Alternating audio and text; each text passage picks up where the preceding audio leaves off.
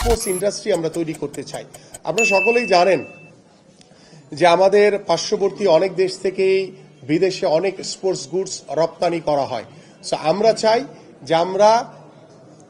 আমদানি না করে আমরা নিজেরাই একটা স্পোর্টস ইন্ডাস্ট্রির মাধ্যমে আমরা আমাদের যে ইকুইপমেন্টসগুলো ব্যবহার করা হয়, আমাদের ক্রিকেট, ফুটবল থেকে শুরু করে যেই গুডসগুলো আমাদের প্রয়োজন হয়, সেগুলো আমরা নিজেরা যাতে নিজেদের দেশের খেলোয়াড়রা যাতে ব্যবহার করতে পারে, পাশাপাশি আমরা চেষ্টা করব সেগুলোকে রপ্তানিও করার জন্য, যাতে আমরা আন্তর্জাতিক মানের একটি স্পোর্টস ইন্ডাস্ট্রি তৈরি করার মাধ্যমে আমরা যাতে আমাদের যে বৈদেশিক যে মুদ্রা সেটাও যাতে আমরা আয় করতে পারি। এভাবেই আমাদের একটি পরিকল্পনা রয়েছে। পাশাপাশি আমি স্পেসিফিকভাবে আমাদের ক্রীড়া সাংবাদিকদের সাথে আগামী আমরা হয়তো বা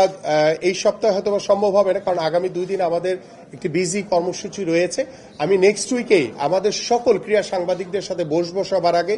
বসে আপনাদের মধ্য থেকে পরামর্শ নিয়ে আলোচনার মাধ্যমে কিভাবে আমরা এগোতে পারি। এবং আমরা চাই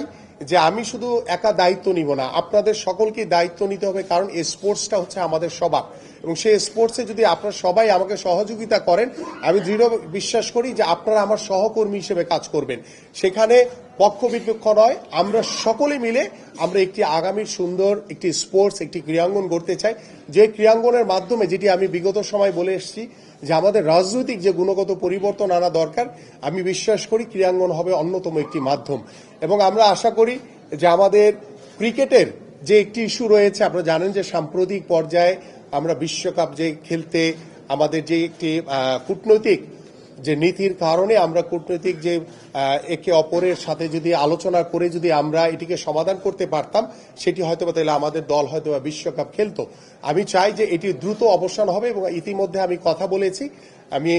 আমাদের যে পার্শ্ববর্তী দেশ রয়েছে তাদের সাথে আমরা বন্ধুত্বপূর্ণ সম্পর্ক রেখে আমরা ক্রিকেট, ফুটবল থেকে শুরু করে সকল স্পোর্টসের সকলেই যাতে আমরা একটি কূটনৈতিক একটি আদান প্রদানের মাধ্যমে যাতে আমরা একটি সুন্দর বন্ধুত্বপূর্ণ সম্পর্ক গড়ে তুলে আমরা যাতে প্রত্যেকটি দেশের সাথে একটি আন্তরিকভাবে আমাদের স্পোর্টসের যে বিষয়গুলো রয়েছে সেগুলো আলোচনার ভিত্তিতে আমরা আদান প্রদানের মাধ্যমে যাতে আমরা একটি সুন্দর স্পোর্টস অঙ্গন গড়ে তুলতে পারি। আমি আশা করি যে আপনারা আমার সাথে রয়েছেন, আমি আপনাদের সার্বিকভাবে আপনাদের সহযোগিতা চাই, এবং আমি আশা করব আমাদের যারা বিভিন্ন ফেডারেশনগুলো রয়েছে, জানেন যে আমাদের যে বাংলাদেশের যে ফুটবল থেকে শুরু করে ক্রিকেট হয়তো বা ফাইন্যান্সিয়ালি অনেক রিচ তারা, কিন্তু অন্যান্য যে স্পোর্টসগুলো রয়েছে আমাদের, তারা অনেক আর্থিক দৈন্যতার কারণে তারা ঠিকমতো হয়তো বা প্রত্যেকটি ইভেন্টকে তারা অর্গানাইজ করতে পারে না, খেলা অনুষ্ঠিত করতে পারে না। আমি চাই যে আমাদের যারা কর্পোরেট হাউসগুলো রয়েছে, ইতিমধ্যে আমি কথা বলেছি কয়েকজনের সাথে, এবং সরকারিভাবে তাদেরকে আমন্ত্রণ জানিয়ে আমরা তাদের সাথে বসে আমাদের প্রত্যেকটি ফেডারেশনকে আমরা কর্পোরেট হাউসগুলোর আওতায় এনে আমরা প্রতিনিয়ত যাতে আমাদের যে বাৎসরিক একটি ক্যালেন্ডার আমরা তৈরি করব, সেটি আমাদের দেশীয় খেলা থেকে শুরু করে আন্তর্জাতিক খেলাগুলো যাতে বাৎসরিকভাবে আমাদের স্পোর্টস কখন কোন জায়গায় হবে, কিভাবে আমরা সম্পন্ন করব, এই বিষয়গুলো নিয়ে সার্বিকভাবে আপনাদের সাথে আলোচনার মাধ্যমে ইনশাল্লাহ আমরা এই খেলাগুলোকে আমরা অনুষ্ঠিত করতে চাই। এবং আমরা চাই যে আমাদের যাতে কোনো